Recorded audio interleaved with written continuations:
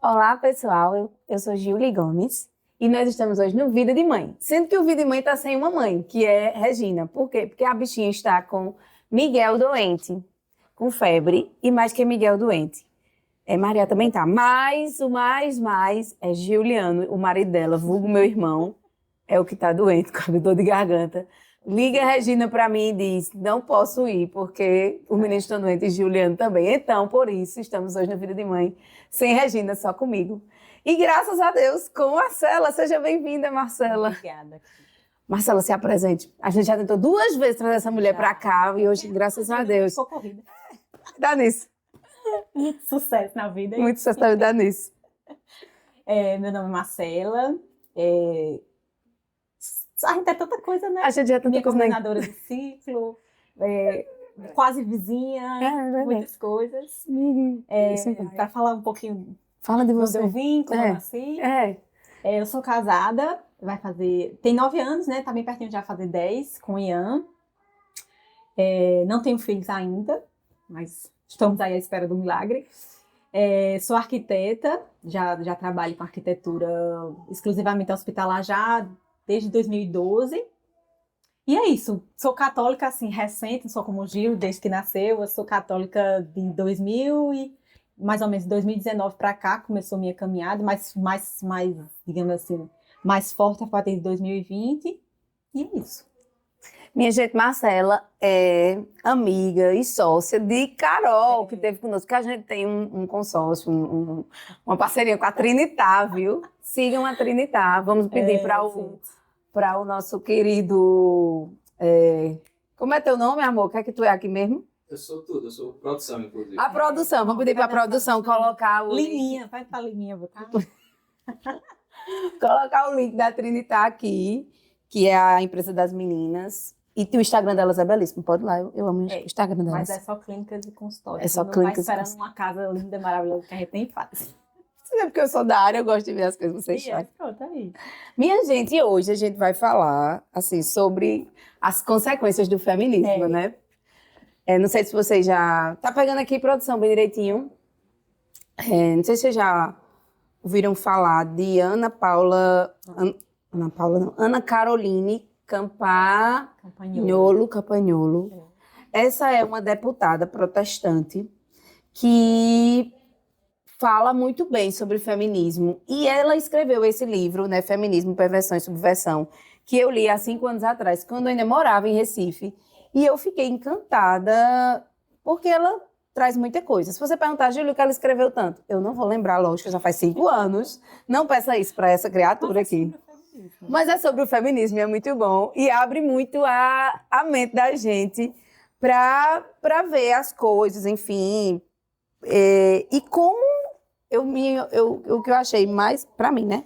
O que eu achei mais interessante é como eu sou uma pessoa influenciada por tudo isso. Por tudo isso aqui que essas mulheres... Mesmo sem saber, né? Mesmo sem saber. Como minha mãe é uma pessoa feminista, como ela me criou uma feminista e como eu me vejo muito feminista ainda, apesar de eu combater, né? Mas, e eu achei muito legal, porque, na verdade, é um movimento que ele não tem uma causa. Não, né? É porque, assim, ele só ganhou a força que ele ganhou porque ele existia um fundo de verdade. Porque se fosse baseado numa mentira que as mulheres olhassem para dentro de casa e falassem, não, tá lutando por uma causa que não existe na minha vida, então ele ia morrer rapidamente. Uhum. Mas se você pegar o início, ele lutava por uma causa que de fato existia, né? Sim. Não é nem que a mulher é submissa ao homem, mas a autoridade do homem sobre a mulher exacerbava em alguns pontos. Então, as mulheres olhavam para a vida delas e faziam, realmente isso acontece na minha. Então, o feminismo foi ganhando força porque existia um fundo de verdade. Só que aí, com o tempo, isso foi se subvertendo de uma maneira tão assim, diabólica, né? Porque para mim não existe outra palavra que não seja essa. Exatamente. Tão diabólica que hoje em dia você não consegue ver mais nada da raiz boa, entendeu? É só realmente um instrumento que muitas pessoas usam para destruir o bem maior que Deus nos deu, que é a família, né? Para mim, eu enxergo hoje em dia, essa é a minha opinião, entendeu? E assim, é um movimento que, até escutando uma entrevista recente de Ana Campagnolo com outra feminista, a própria feminista falava assim, que é um movimento que ele se contradiz dentro dele porque tem várias mulheres dizendo coisas diferentes. Tem mulheres que vão dizer que não é para a mulher sair de casa, que é para ela criar seu filho. Mas vai ter mulher que vai dizer que é para ela sair de casa, para ela criar seu filho. Né? Tem mulher que vai dizer que é para votar e tem mulher que vai dizer que não tem importância o voto. Então, as próprias feministas, elas vão discordando entre elas. Então, se torna muito, no mínimo, confuso, né? No mínimo confuso. E é muito legal, eu vou pegar alguns pontos do livro, né, que ele vai falando assim, ela vai dizendo assim, a Ana fala assim, foi vasculhando os livros das próprias feministas que me dei conta de qual era o teste de iniciação do movimento, a adesão à revolução sexual. Toda aquela conversa sobre direito das mulheres não passava de maquiagem. Esses direitos não são tão importantes assim. Aliás, são até negociáveis, desde que os objetivos da revolução sexual se mantenham intactos. Então, assim, na verdade, tudo começa querendo muita coisa, esse negócio de não ter, né, a questão do homem, o sufrágio universal, né? E engraçado, ela traz essa história do sufrágio dentro do Brasil, porque a primeira mulher a votar no Brasil, que conseguiu, né, o direito ao voto, foi uma mulher daqui, de Mossoró, aqui no nosso Nordeste, e que, na verdade, ela não foi um pedido dela. O marido dela quis que ela votasse, né? Então, assim, mas quando foram perguntar a própria, ela, tudo bem. Então, você vê que é uma coisa que é meio estranha, porque nem elas mesmas, ela sai maquiando com algumas outras formas de aderir a isso ou aquilo outro, mas, na verdade, o que se quis, o que se quer, né? E quando tu fala assim, é diabólico mesmo, porque, na verdade, essa questão da revolução sexual e de destruir mesmo a família, né? De destruir a mulher enquanto o conceito que Deus criou da mulher, né? Ele, digamos que Deus criou a mulher assim, o feminismo que é ao contrário, que é totalmente ao contrário do que Deus quer. Então, para nós que acreditamos em Deus, isso é o mais importante, né? Se a gente não está conforme os planos de Deus, então aquilo ali não é para mim. É claro que quando você está fora da igreja, é um discurso muito chamativo, muito atrativo. Não, e acho que é até pertinente, né, não? Se você pegar, por exemplo, uma mulher dentro da igreja que tem uma família estruturada, um pai com um papel de homem realmente dentro de casa, né? Tem toda aquela criação, faz uma faculdade, enfim, começa a trabalhar, tem sua família, ela dificilmente, o feminismo vai ser tão forte nela. Claro que tem, porque é como você falou, a gente já foi criada assim. Mas é difícil ter essa presença, essa importância, digamos assim. Mas você pega uma mulher que foi criada sem pai, né, sem a masculina, sem uma presença forte, enfim, os valores delas é totalmente diferente de uma pessoa cristã. Então vem um discurso desse que acolhe, né? Acolhe você do jeito que é, né? E aí tá certo, é assim, o que é importante é ser feliz, você, né? Você tem que ser igual, você tem que lutar pelos seus direitos. Então, assim, é um discurso muito conveniente. Conveniente. Né? Porque você vem à igreja, a igreja pede para você carregar a sua cruz. Não, a igreja não é conveniente.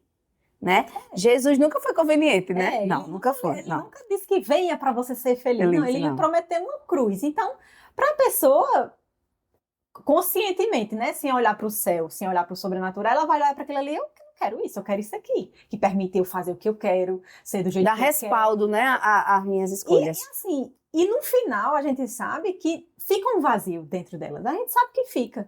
Porque o vazio que a gente tem dentro de si só é preenchido por Deus. Com Deus. Então ela pode fazer o que quiser, dizer o que quer, fazer o que quer. Vestir o que quer ou não vestir, né? Também tem isso. Qualquer cor, deixar o sovaco do tamanho do mundo.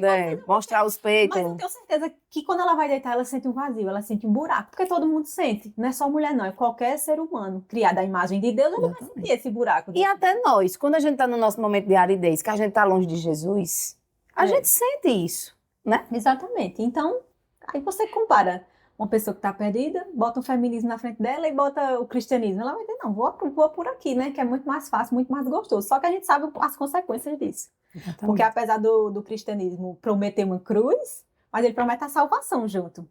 E o feminismo promete o quê? A verdade, quais as promessas do feminismo, né? Se você começar, é direito ao voto, é a mulher fora do igualdade. trabalho, a igualdade. Eu não quero ser igual. Tá Primeiro, prometendo um negócio que eu não quero.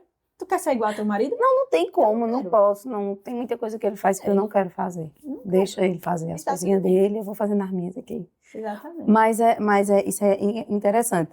Eu gravei esses dias, até botei no Instagram, sobre o coração da mulher. Que o coração da mulher é diferente do coração do homem. Fisiologicamente. Pra gente ver que nem o coração é igual. E porque as nossas coronárias são mais finas. Então, por isso que a gente infarta mais grave. Morre logo. Morre mais rápido, né? E aí morre mais grave. Enfim, aí tem muita coisa que é diferente e tudo mais. É a questão da menopausa. Quando a gente tá menopausada, muda tudo. Mas pra gente ver que nem no coração a gente é igual. Então, é prometer... Eu acho que essa promessa de igualdade do feminismo é uma mentira tão deslavada que não tem como prometer uma coisa que nunca poderá ser igual. É porque eu acho que é assim. Pelo menos eu enxergo isso analisando a minha própria vida. Sim. E por que esse discurso era tão bonito, essa questão da igualdade. Porque existe um problema, de fato. A autoridade masculina sobre a mulher. Só que aí a gente vê. O problema não está na submissão. O problema está no homem, em que tipo de autoridade ele está exercendo sobre a mulher. Exatamente. Porque eu vi isso na minha casa, assim. Fui, como você falou, fui criada por uma mãe feminista que ela não sabia nem o que era feminismo. Não, a bichinha também, a minha, não tô falando dela, mas ela não sabia nem o que era isso. Não é um nem negócio sabe. que ela fez racionalmente, Eita, sou feminista e vou agora Vou doutrinar essa menina, um monte de feministazinha. Não foi isso. Mas a vida dela foi levando ela para esse lugar, de tipo assim, não dependa de homem. Foi o que eu mais ouvi. Assim, na minha juventude, quando eu tava assim, para escolher uma faculdade, era não dependa de homem, porque marido é hoje, não é amanhã. Olha mesmo. Olha o marido é cristão. hoje, não é amanhã. Marido é hoje. Aí você vai para um altar, você promete. E como ela prometeu, assim, mãe, eu lhe amo, pelo amor de Deus. Ela estava tirando da situação que ela vivia. Porque você veja, ela dizia muito isso, não depende de homem, porque se homem marido é hoje, não é amanhã. E se você se separar, se você tiver a sua independência, como é que você vai viver? Vai viver para sempre presa num casamento, né? Aí ela dizia muito disso, não tenha filho logo cedo, deixa para ter filho logo mais tarde, vá aproveitar a sua vida, vá ter sua profissão. Então foi uma coisa que eu cresci assim. Quero ter minha profissão acima de tudo. Na minha Você vida, é a conhecida mulher de carreira. Nós somos a mulher de carreira. A gente falava isso. Gil. Assim, quando eu comecei assim, a trabalhar mesmo, que foi fora, né? Não foi assim dentro do meu escritório, foi quando, assim, digamos assim, quando eu me encontrei realizada na minha profissão, eu trabalhava em outra empresa. E aí, eu me lembro de pensar, eu me lembro de... Eita, que medo, mulher. Aí eu me lembro... Vai ser cortado, tu corta. Eu acho que esse microfone vai abafar. Ai, que bom, então. Chique esse microfone, viu? Ele é abafador. Aí, eu me lembro que eu pensei assim... Quando uma conhecida minha, eu descobri que ela estava grávida. Sim. Aí eu lembro que eu pensei assim na minha cabeça. Coitada. Eu digo, coitada, não vai poder nunca exercer a profissão. Porque ela também era arquiteta e já era a segunda filha dela. Não vai poder exercer nunca a profissão dela. Aí eu pensei, Deus me livre de ser mãe. Porque mãe pra mim é uma profissão. Eu pensando, né? Mãe pra mim é uma profissão. Porque a partir do momento que ela se torna mãe, ela não pode ser mais nada. Então a mãe passa... Então a maternidade passa a ser uma profissão. Eu não quero essa profissão. Minha profissão é arquiteta. Eu batia no peito e dizia essa bobagem aí. Mas era fruto de toda uma criação. É porque você foi criada escutando isso. Isso, e assim... Você foi produzida para ser mas isso. É como eu sempre disse. Minha mãe, ela falava uma coisa... Mas ela vivia outra. Ela vivia outra. Completamente diferente. Então, de um lado ela dizia, não dependa de homem. Do outro, ela botava o jantar do meu pai todo dia e ela ia na cama. Você não tá entendendo? E cuidava de vocês em casa e organizava tudo. Ela passou muito tempo em casa. Ela aprendia curso de depilação, de patina. Então, ela trabalhava dentro de casa. Só depois que a gente tava velha já, que ela foi trabalhar na empresa com o meu pai. Aí ela saía todos os dias e trabalhava. Mas a minha infância toda eu tive minha mãe dentro de casa. Meu Deus, que riqueza. E ela Tu é falava rica, rica, exatamente, rica. minha filha. Eu não tive babado, não tive nada. Tive minha mãe a vida bênção. toda. E aí ela falava isso, mas ao mesmo tempo cuidava do meu pai. Fazia tudo que meu pai queria. respeitava, né? E exigia que a gente respeitasse. Então, assim, não estou dizendo que eu fui criada num lar ruim, Deus me livre, fui criada num lar muito amoroso, meus pais sempre me deram de tudo do melhor que eles podiam. Meu pai, apesar de ser colérico, brutão, ignorantão, mas ele era muito carinhoso, muito amoroso com todas nós, né? Com eu e minhas outras 2 irmãs. Então, mas mesmo assim, mesmo com todo esse amor, mas eu via a ignorância dele com minha mãe. Entendi. Eu via, e era uma coisa que te incomodava. Não me incomodava, não. Aquilo me dava algeriza. Eu olhava para aquilo ali e fazia, nunca que eu quero um homem que me grite desse jeito. No dia que ele me gritar, eu acho que eu pego uma faca e mato ele. Era, que tanta raiva que a colérica. Era. Então eu olhava para aquilo ali e eu digo, nunca vou querer um homem que faça isso comigo. E eu tinha pavor dessa passagem da Bíblia, que a mulher tem que ser submissa ao homem. Eu falei, conversa, né? Conversa é essa? Se eu tenho minha cabeça e ele tem a cabeça dele, por que ele tem que ser a cabeça e eu tenho que me rebaixar a ele? Não, o relacionamento, os dois vai mandar igual. Pronto, eu casei com essa cabeça aí. Entendi. Eu não casei católica, me dizia protestante, mas era só para preencher papel, porque também não era uma protestante séria, era só para dizer que era alguma coisa na vida. E aí, me casei com esse pensamento. Ian não vai ser mais que eu. Vamos ver quem vai ganhar aqui. E aí a fome com a vontade de comer. Sim. Porque eu, assim, casei com essa mentalidade muito frutífera e meu marido fleumático. Eita! Pronto. Posso? Pausa. Aqui. Passar a TT. Vai lá pra baixo com ela, essa mão. Não, falta isso. Tica-tica. Tá com 4 vacinas essa cristã. Tu viu a foto dela ontem no Instagram? Que eu botei. Não tá perfeita, diga. Ela tava ontem maravilhosa. E ela pede pra tirar foto, viu? E é. Foi ela que pediu pra tirar aquela foto. Tá aqui em cima. Ana botou aqui em cima.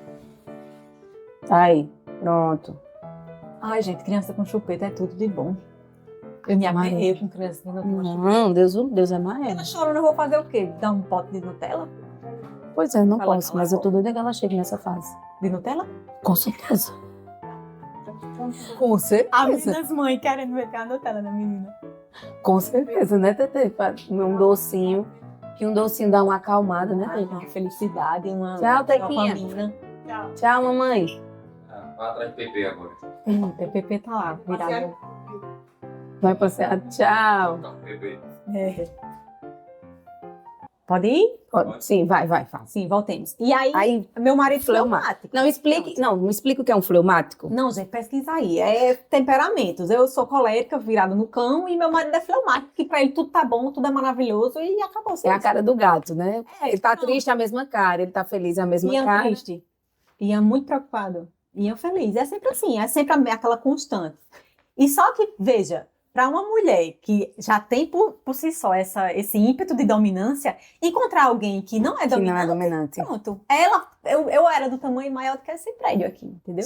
Então eu casei assim. Eu me lembro de uma vez que ele trabalhava de segunda a sábado. E eu só trabalhava de segunda a sexta. Só que eu trabalhava e ele também, trabalhava igual um cão. Trabalhava, chegava mais de 7 horas da noite em casa, e eu pegava direto, porque o meu trabalho era longe. Mas era um trabalho que eu amava, assim, Entendi. Maria, eu amava. E então, por isso, por amar, aquilo não me consumia tanto. Né? Entendi. E aí eu me lembro que num sábado ele chegou do trabalho, já era quase 2 horas da tarde, aí ele, tu botar essa roupa pra lavar? Eu disse, não, botei não. A mão cara dele, não, botei não. Aí ele, oxe, ficasse em casa a manhã toda e não botar essa roupa pra lavar. Eu digo, não tenho obrigação, por quê? Só porque eu sou mulher, aí eu tava em casa, eu tinha que botar a roupa pra lavar. Por que você não vai lavar agora? Eu vou botar a roupa pra lavar. Mas era porque era pra aproveitar o sol. De que aproveitar o sol? Vai você, do mesmo jeito que você tá cansada, eu também tô cansada. Eita, aí começa. Começou uma briga monstra. Porque naquela hora eu me senti afrontada, como se ele tivesse me perguntado se eu tinha lavado a roupa só porque eu era mulher. Não, era só o óbvio, porque eu tinha ficado em casa amanhã toda. Aí tu não botou por quê? Porque tu não quis mesmo, tu ficasse preguiçando. Pronto, era assim, porque eu não era dona de casa, não. Entendi. Hoje em dia eu observo que eu era zero dona de casa. Meu negócio era descansar. Então, se a casa tivesse revirada de ponta cabeça o final de semana, não tava nem aí pra nada, não. Quando eu queria arrumar, eu arrumava. Quando eu queria arrumar, não arrumava. E era aquela. Era uma casa sem dono. Porque meu marido, por si só, Ele não é dono, é. O homem não é dono de casa, não é. Era. Então, a pobre da minha casa estava órfã. Não tinha um dono. Isso, não tinha um dono. E aí, mas essa que é uma briga que é bem engraçada, porque até hoje a gente comenta até com Carol e Ricardo, Sei. que eles foram de noite lá pra casa e eu fui contar isso achando que eu ia ganhar aplausos. Entendi. Só que aí, não, você tá errada, não sei o que, né? Eu fiquei logo, puta, a gente brigou Aí logo pronto, os aí começou a quatro de brigar uma vez todo só. mundo de uma vez. Eita, Aí, a gente podia ter enfim, gravado, ia dar muitos likes no Instagram. mas isso aí foi só, tipo, só pra você ter noção de como era a minha cabeça. Minha cabeça era assim, eu não lavei roupa, pois Sim. ele tem que estender. Ah, era dividido, Era. bem divididinho. Eu não fazia 51%, não. Se eu fizesse 50%, ele tinha que fazer os 50% dele. Entendi. Era assim, se eu lavasse, ele tinha que sugar. Se eu estivesse fazendo uma faxina, ele tinha que estar atrás fazendo outra coisa. E era assim. Aí, se ele não fizesse, eu passava na cara. Vai você fazer, que eu já fiz isso, isso e isso. É. Era assim, entendeu? E porque, como desde sempre eu cozinhava, porque ele não sabe cozinhar muito. Então, por eu cozinhar, eu achava que eu tinha que ficar o resto da minha vida com os pés pra cima. Era essa a... Quer dizer, a tua missão era só a cozinha. A minha missão era cozinhar, porque eu tinha que comer também, né? Entendi. Porque se não tivesse que comer também, né? Se fosse como agora, se eu tô mal comendo, aí... Sim, entendi.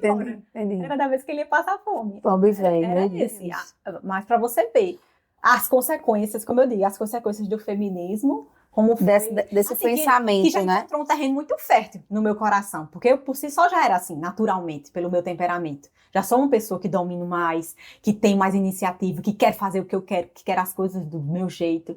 Então, imagina, o feminismo vinha me dizer isso, que eu posso ser igual ao meu marido. Aí Pronto. foi a faca e o queijo que eu queria encontrar, entendeu? Foi muito... Então, assim, foram 2 anos, que foi quando eu comecei realmente a me converter, mas foi 2 anos assim, que não foi 2 anos de puro caos, porque meu marido é muito calmo.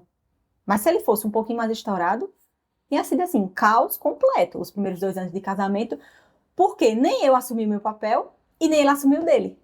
Tá entendendo? Entendi. Porque também tem essa parte. Porque Do homem colocar, o pecado assim. não é só por agir, o pecado é por omitir também. Entendi. E ele se omitia muito. Mas também, hoje em dia, eu observo que ele se omitia muito, porque eu não dava espaço, eu não dava espaço pra ninguém lá em casa, não. Entendeu? Entendi. Era o que eu queria e acabou. Ô, Marcelo, e no namoro? Já era assim? Foi. Tipo, Mas tranquilo. namoramos junto. Não, mas tipo assim, a conversa já era mais assim, tipo, e era de boas. E ele, não, tudo bem, é isso mesmo. Ele também concordava com toda essa fala, com todo esse movimento. Nem você. Muito não, eu não falava assim explicitamente, Entendi, não, entendeu? entendi. Mas era uma coisa que já ficava subentendido. Tipo, quando a gente ia brigar, se ele levantasse um pouquinho a voz, eu digo, não levanta a voz não, que se você levantar, eu levanto do dobro. E assim ia, né? Era sempre na base desse negócio de revidar. Eu não aguentava falar nada no mundo, não. Mas assim, nunca encontrei muita brecha porque ele é muito calmo, entenda. É um santo e anjo. Não, também, né, não Santo e anjo. vamos exagerar, né, porque ali também é outro, que só faz o que quer. Mas, quem tem um Vou fleumático trazer em ele casa aqui sabe. pra Quem ele. tem um fleumático em casa sabe, eu vi um dia desse um meme, eu digo, isso é tua cara. O fleumático, ele faz assim, ó, você assim, faz isso aquele, não, eu vou fazer. E ele rindo assim, pra tirar a sua presença do espírito. Sei. Mas ele só faz o que quer. Mas é isso, enfim. Mas eu dizia a ele, coitado, ele não assumia o que ele tinha para assumir, e nem eu, muito menos, né? E aí, ao passo, quando eu fui me convertendo, eu fui vendo que, tipo assim, o que Deus tinha planejado, eu tava assim, era pra cá, eu tava indo assim. E assim, como diz Padre Paulo, de Ferrari com combustível da NASA, em direção ao inferno, né? Porque ele diz que ele compara os temperamentos. Já disse isso? Não. Que ele compara os temperamentos, aí ele vai comparando, por exemplo, o colérico é como se fosse uma Ferrari, com combustível da NASA. Sei. Ela vai muito longe e por muito tempo. Sei. Aí ele vai comparando, né? Aí ele fez, se a gente fosse colocar, assim, se fosse para escolher, né, qual temperamento seria melhor, olhando por esse ângulo, seria o colérico. Porque ele é um Ferrari, que ele anda muito com combustível da NASA, ele anda muito mais tempo. É muito mais Só que é em potente. direção ao inferno. Pronto, essa carreira todinha para chegar no inferno. Era exatamente isso que eu vivia. Entendi. Porque, pela minha inclinação, sou uma pessoa de muita energia, de muita força, e dura por muito tempo. Não sou uma pessoa que desiste na primeira dificuldade. E aí, minha filha, bota uma ideia na minha cabeça que eu acredito que aquilo é verdade. Aí pronto, aí vai-se embora. Sem fim, amém. A não ser que fosse Jesus na minha vida para dizer, minha filha, não é aí que você tem que caminhar, não. Tá totalmente errado. Eu me lembro assim que foi não que naquele momento foi um divisor de águas na minha vida, mas hoje em dia eu paro e penso de quão perdida eu estava e não sabia. Sim. Que foi assim, bem próximo da gente começar a nossa conversão. Tava de novo mais uma vez, eu, Carol, Ricardo e Ian conversando. A gente vai trazer esses 4 aqui. Viu, produtor? Arruma mais 2 microfones, porque eu quero trazer esses 2 casais pra gente conversar. Aí, mas vai estar preparado para o cancelamento, que vai vir. Aí, vai cair a conta. Vai. Aí eu sei que a gente conversando um dia, aí eu tive a brilhante ideia da gente fazer como se fosse uma... Sei lá de onde é que eu teria essa ideia. Da gente fazer como se fosse uma terapia em grupo, sabe? Cada um dizer o que precisaria melhorar em si. Sei. Sabe assim? Aí, e os Vocês outros 4? 3, e os 4, aí, por exemplo, cada um ia lá pra frente. Aí fazia, olha, digamos, tu foi, Gilly, eu acho que você deveria ser assim, você deveria melhorar isso. Você deveria treinar melhor, né? E ninguém podia ficar com raiva. Aí a gente sentava, a verdade, e ninguém podia dizer nada. Toma-lhe a chinelada. Foi. Aí eu lembro que quando foi minha vez, era assim, era pra você fazer uma autoanálise sua. O que é que você achava que precisava mudar em você, que precisava melhorar e tal. Eu juro perante a Jesus Cristo que eu pensei, minha vida tá perfeita, eu não preciso mudar nada. Foi sério? Eu não tava na igreja, eu era assim, parecendo o Satanás dentro de casa. Era. Tava imensa, desse tamanho, com 72 quilos, quando eu falei. Chegou no fundo. Eu deveria ter pensado, minha filha, você tem que emagrecer. Pelo menos emagrecer, né? Mas nem isso, eu via Tava no problema. fundo do poço, né? Eu tava assim, não tem um fundo, eu tava depois do fundo. Só que ainda era um fundo pior, porque eu não sabia que era o fundo. Eu achava que aquilo era o topo, entendeu? Aí eu lembro de pensar assim, eu vou dizer o que aqui nessa conversa? Eu não tenho nada pra mudar. Minha vida está ótima, maravilhosa. Tenho um marido muito bom. Tenho um trabalho que eu amo. Tenho casa boa, tenho um carro para andar. Eu vou dizer que eu preciso melhorar o quê? Aí a pessoa que já vai com esse espírito, a pessoa vai dizer o quê? Minha filha, tenho nada para lhe dizer, né? A não ser que melhore.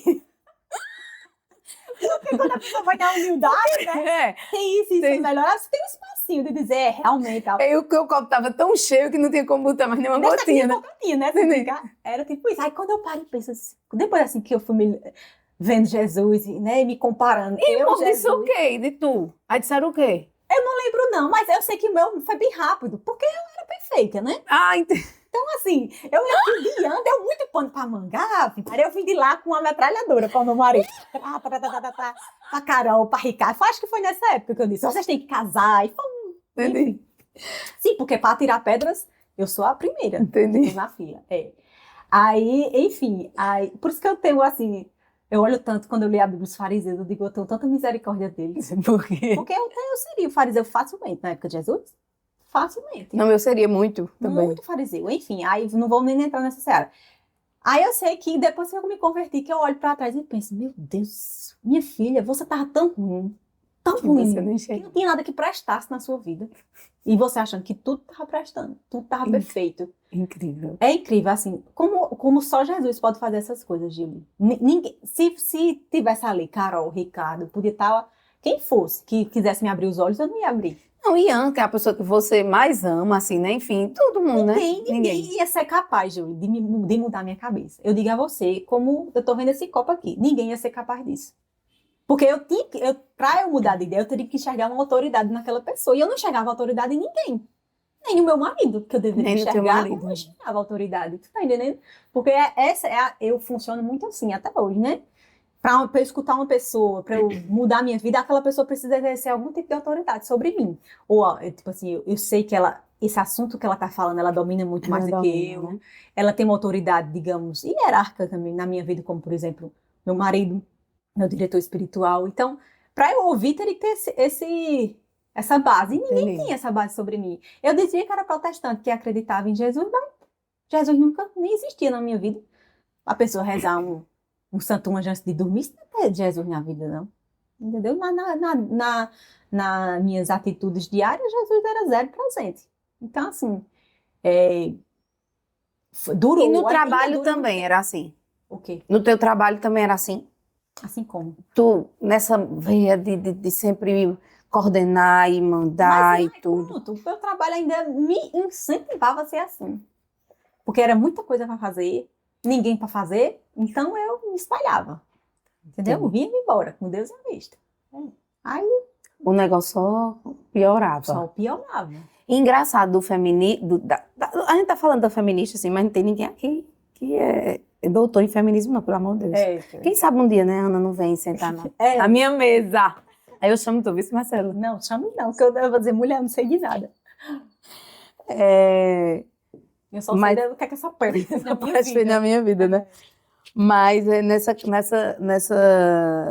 perspectiva de que Tá. como o movimento ele vai se espalhando, é característica dele, ela coloca, e fica, né, escuta outras feministas falando também, e vem essa questão, fica muito forte com os nossos pais por conta da revolução sexual, né, que vem, eu me lembro, porque eu gosto muito de história, então eu me lembro que estudando uma vez para fazer uma pregação para casais sobre castidade, falava exatamente da questão da revolução sexual que vem nos Estados Unidos, tudo começa nos Estados Unidos, com a onda dos hippies, o movimento gay, o movimento feminista, todos esses movimentos, e falava que, assim, na verdade, a população americana estava cansada da guerra que vinha, eles estavam vindo da guerra da Ucrânia, não, a Ucrânia agora, né?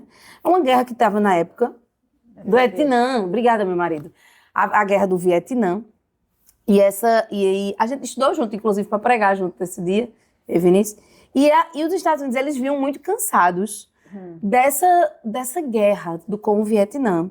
E aí começa a surgir dentro dos Estados Unidos essa ideia de que se pode ter liberdade para ser o que quiser, liberdade para, inclusive, ter relação com quem quiser, e aí começa a revolução sexual, não somente da parte de gay, de lésbica, né? Enfim, de homoafetivos, enfim, eu não sei como é o termo, não se sinta ninguém, eu não estou falando mal de ninguém, eu apenas estou tentando falar o que aconteceu na história, mas também da revolução sexual no sentido de que as pessoas, se quisessem ter relação com várias pessoas, podiam ter, a relação que quisesse ter, o sexo do jeito que quisesse ter, a onda da droga, a droga começou a ficar muito mais presente, a maconha, enfim, tudo. Libertinagem. A libertinagem, o uso de drogas ficou muito maior. E tudo isso trouxe, né, dentro dos Estados Unidos, naquela época, vai ser aí, enfim, perto daí, já vai estar nesse cenário de Segunda Guerra, enfim, por aí, dessa população muito cansada de viver a guerra, de viver, por ser uma nação protestante, tem uma veia cristã, então casar, ter filho, aquela coisa que a gente vive, enfim, o mínimo que Jesus pede. E aí, isso ganhou muita força entre os jovens, e os jovens daquela época já seriam, se não fossem os nossos pais, mas seriam mais ou menos os nossos avós, os nossos tios. Então, para a gente ver como a nossa raiz familiar vai sendo contaminada por essa revolução sexual que vai começar lá nessa época dos Estados Unidos. E isso vai ficando muito forte, de modo que vai criando força naquela época, porque é um povo que precisava, entre aspas, de liberdade para ficar mais leve, porque vinha de uma época pesada em relação a tudo. E depois o movimento vai ficando forte. Só encontra canto para crescer onde tá faltando alguma coisa. Exatamente, Porque você para e pensa, num lar que tava tudo bem, ia ser não, porque tava tudo bem, né? Tava tudo bem, entendeu? tudo Como bem. é hoje em dia? As ideologias que tem ao nosso redor, isso tem força dentro da nossa casa?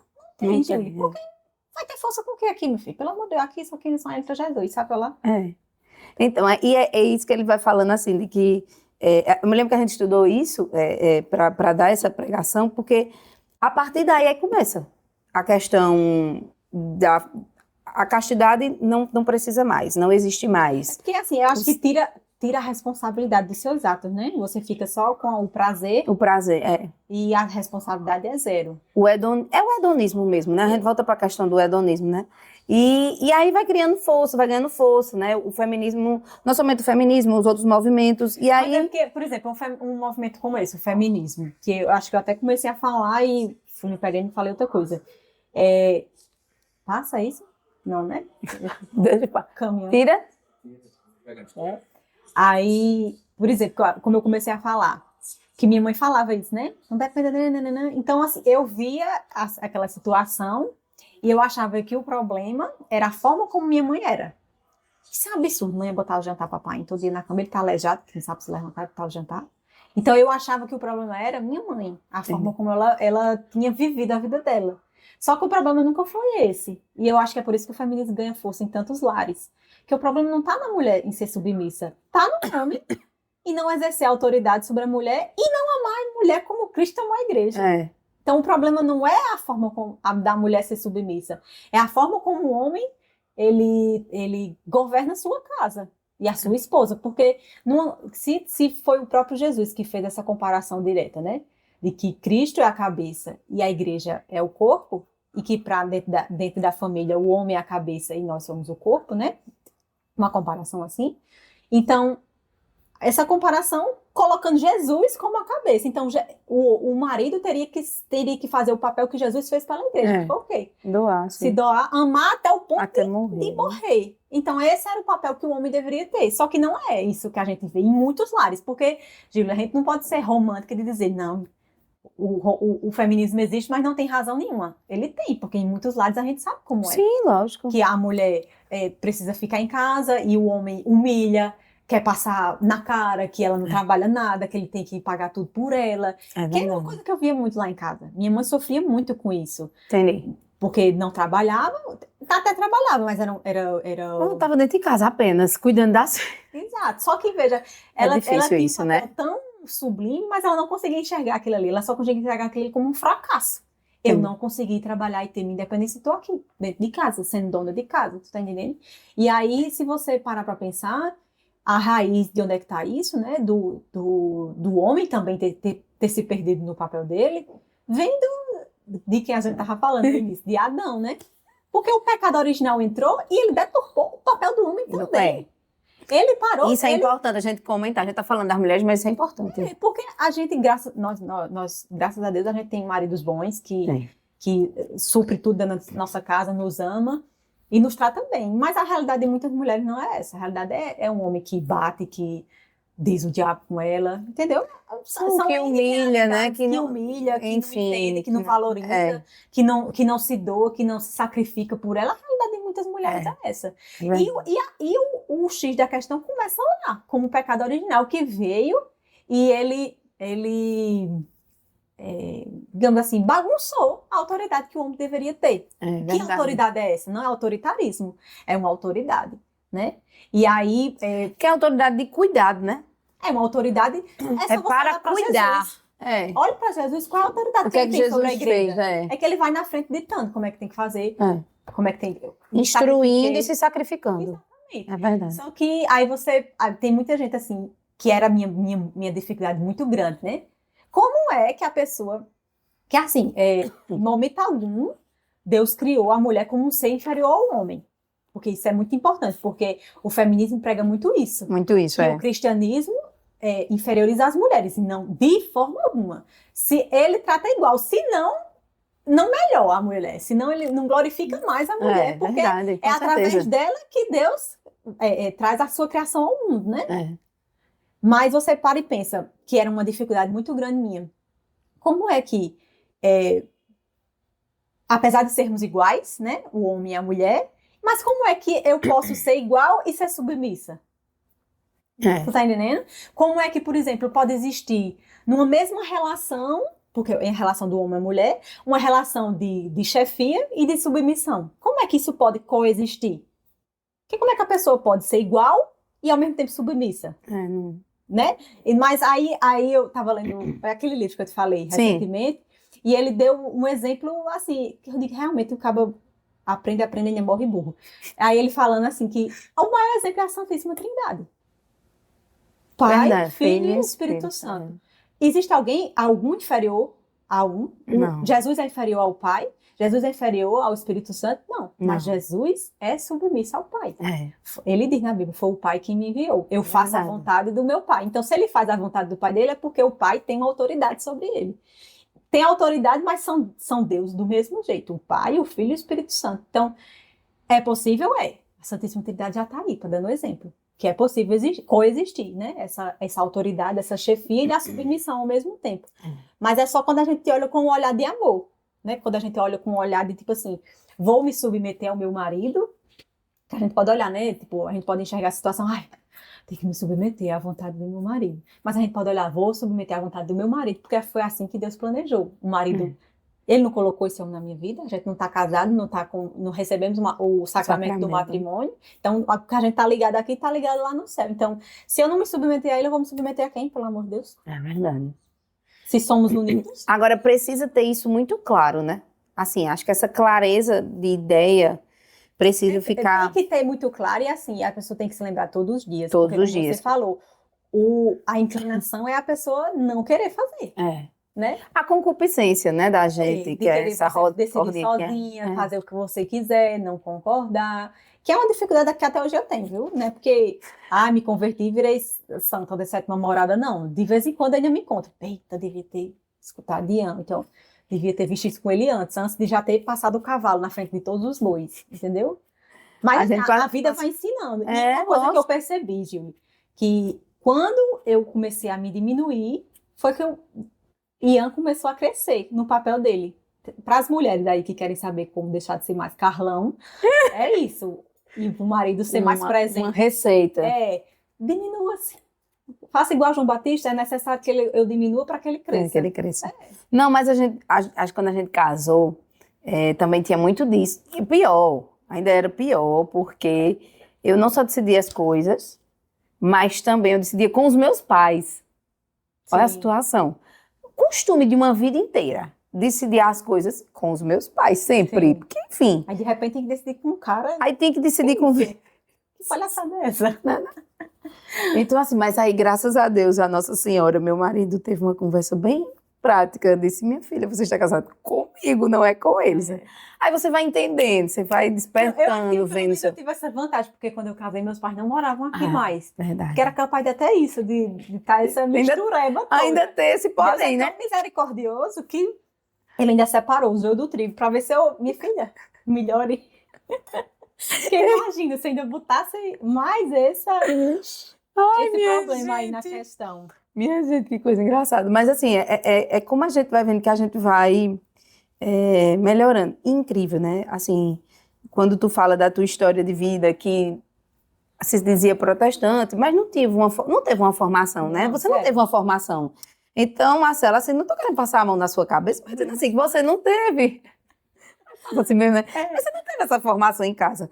E, engraçado, a minha mãe, assim, a gente é católico de berço. Minha mãe, enfim, ela catequizava a gente da hora que a gente acorda, até a hora que dorme. Até hoje ela faz isso. Mesmo a gente não estando mais em casa. Mas, quanto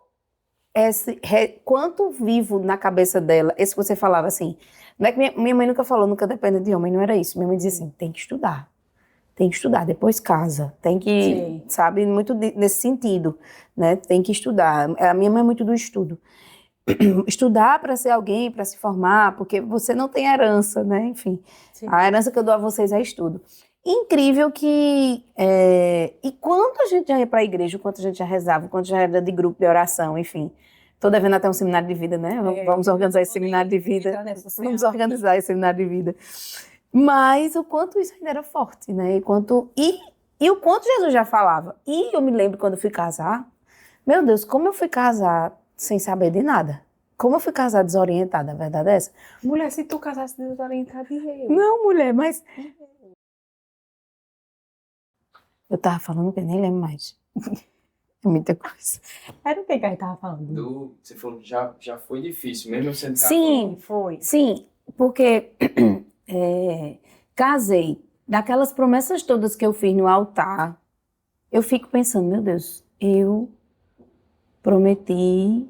Não, a fidelidade eu sabia, eu acho que a fidelidade até a morte, assim, doença, tudo, eu acho que tudo bem. Sim. Mas receber com alegria os filhos que Deus mandar, não. Porque eu casei tomando anticoncepcional, então não... Que alegria é essa? Oi, Brasil. Mulher, pelo menos eu tive essa felicidade de, quando eu recebi o sacramento do matrimônio, eu já estava querendo ser gente na minha vida. Entendi. Então eu aceitei aquilo ali de muitíssimo bom então grado. foi muito bom. Então, Marcela, você foi com... sabendo mas você que vai vê, quando o catecismo diz que o sacramento é um sinal visível da graça invisível de Deus, é verdade. Porque meu casamento só mudou, assim, completamente com o sacramento do matrimônio. Aí virou outro Vocês não casaram logo, não? Quando vocês não, a casaram? gente casou um pastor, casou nós. A gente casou 3 vezes. Eu disse, Foi "Ian, nada." Aqui a gente tá ligado a eternamente. Porque a gente casou no civil, aí casou... Foi uma situação. Foi, casamos no civil, aí uns dias depois casamos com Com festa, com pastor e tudo mais. E depois a gente casou Na igreja? na igreja católica. Mas foi 2 anos depois, a gente já estava... Quem casou vocês? Foi o Padre Rodolfo também? Não, foi não, porque eu não tinha Não conhecia ainda. amizades não ainda, não. Entendi. Ele não tinha nem igreja ainda. Ah, Eu então. casei no início de 2020. Ah, então não tinha não. No dia do meu aniversário, em 2020. Eu Que casei. coisa boa, que presentão. 30 anos, recebeu o sacramento do matrimônio. Que bênção. Foi. Então, bendito seja Deus. Enfim, mas assim, pra gente ver como a gente precisa. Eu digo hoje porque eu tenho 2 meninas e eu fico pensando, meu Deus, como eu preciso ser uma pessoa mais ordenada para poder colocar no imaginário dessas criaturas o papel delas. E eu repito muito isso para Maria Luísa, assim, Maria, saiba o seu lugar. Porque é uma coisa que eu digo muito para mim, sabe? Sim. Porque eu sou uma pessoa que ainda não sei muito o meu lugar. Então eu fico tentando. Fico tentando. É lógico, Verdade? fico tentando. É verdade. Ele balançando a cabeça. E porque quando Mas a gente... eu acho que a melhor coisa que você pode fazer é você ter um casamento bem-sucedido. É Acho que verdade. é o melhor ensinamento que você vai passar para suas filhas, é isso, porque é um ensinamento silencioso. Que você vai estar ensinando a ela ali como é que ela deve ser enquanto mulher e qual o tratamento que ela deve esperar enquanto marido. Tem que Quanto ter com marido, ela, né? Entendeu? Vinícius diz muito isso, assim, não pode ter menos do que eu faço. Elas não podem ter um marido menos do que eu. Ele diz muito porque isso. a barra tem que estar alta, né? Porque Pra poder saber escolher porque melhor, senão né? ela vai se contentar com qualquer um que aparecer. E eu acho assim, eu dizia muito isso às meninas da minha catequese. Sim, Eu dizia muito isso a ela, eu disse, é a decisão mais importante que vocês vão tomar na vida de vocês, é escolher o homem que vocês vão casar. Porque pode botar vocês a perder e pode botar vocês no céu. é verdade. É a decisão, é ou não é, Gil? É verdade. É a decisão mais, para mim, se escolher se eu ia ser arquiteta, se eu ia ser engenheira, se eu ia ser qualquer coisa, para mim hoje isso é irrelevante. Eu trabalharia com quem que tivesse formada. Não estava formada e tem que trabalhar. Agora, se eu tivesse escolhido um marido diferente, que não fosse Ian, aí a banda tava tocando muito diferente. Muito diferente. Porque é o que vai até o fim da nossa vida, né, gente?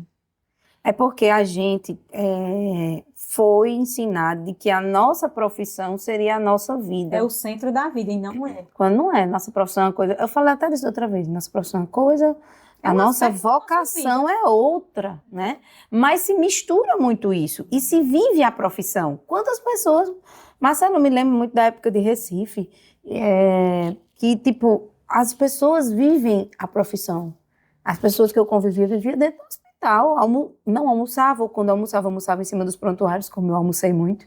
Enfim, eu posso falar das pessoas assim, mas eu vivi muito isso também. Não, eu também. Enfim, A mas... coisa mais importante da minha vida era o meu trabalho. Pronto. Então, mas assim, a gente tem que crescer, evoluir, entender que não é, né? Pelo não é o nosso contrário, espaço, né? eu enxergava todo o serviço doméstico de casa como uma coisa inferior. Não era que era secundária a minha vida, não, era inferior. Entendi. Se eu tivesse ali Não perdendo somente meu secundária, tempo mas fazendo- inferior, né? Se eu tivesse ali perdendo meu tempo fazendo aquilo ali, era um tempo que estava perdido na minha vida. Entendi. Entendeu? Porque eu não aceitava aquilo ali, não. Eu casei assim, não aceitando. Era. Mas tinha que aceitar, porque... Mas tinha que aceitar. Mas isso é importante, a gente entender que a gente precisa ser dono das nossas casas. Tu falou, é muito legal isso. Na minha casa não tinha dono nem dona, né? Não. Mas assim, a gente tem que entender Ponto da que casa, homem não é dono de casa. Não, Ponto. gente. Tudo Né? que ele faz dentro de casa, inclusive, Já é é a um gente que erro. vai guiando. Meu É. filho, bota o lixo pra fora. Meu filho, essa lâmpada queimou, troca aqui. Agora, ele vai entrar na sua casa e vai dizer... Liga agora para Ian e pergunta. Ian, na tua despensa tem o quê? Ele não sabe. Ele não sabe se tá faltando arroz, se tem sabão para lavar, se tem detergente. Não sabe, mas eu sei. Pronto. Eu sei, porque eu tô dentro de casa, eu uso, eu observo. Eu sei exatamente que eu abri o último pacote de arroz, que se a gente for fazer arroz agora não tem na despensa. Pronto, tá vendo? Ian não sabe. Não sabe, entendeu? Então, assim, a dona de casa sou eu. E acabou-se. E acabou. Entendeu? Mas é nesse Ele pode ser o dono de mim, mas a da casa sou eu.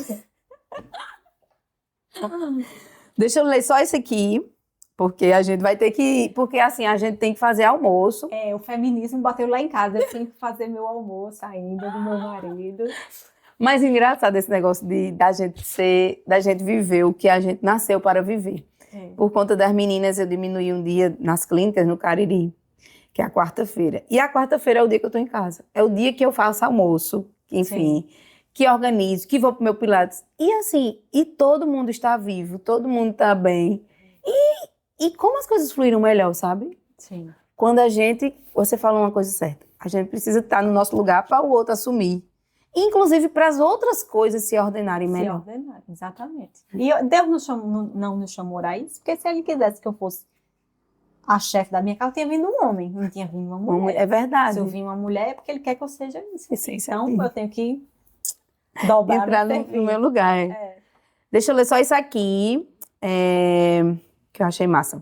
Ela coloca assim: o início das reivindicações pelo sufrágio feminino no final do século XIX e o lançamento da pílula anticoncepcional em 1960 são marcados pela inserção no mercado de trabalho da mulher, a emancipação econômica e os primeiros passos do controle de natalidade. Um maquinário para retirar a mulher das suas casas e seus filhos, desordenando os filhos. Eu coloquei uma passagem. Tu já leste aquele livro de Fulton Sheen, O Primeiro Amor do Mundo? Não. É o melhor livro que eu já li em toda a minha vida. Que ele analisa o amor. Fica a dica, galera. O amor de Nossa Senhora. É um livro assim, você vai ler, você não dá nada. Mas é um livro que muda completamente sua cabeça. E aí ele dizia, eu posso ir pegar aqui? Pega aí.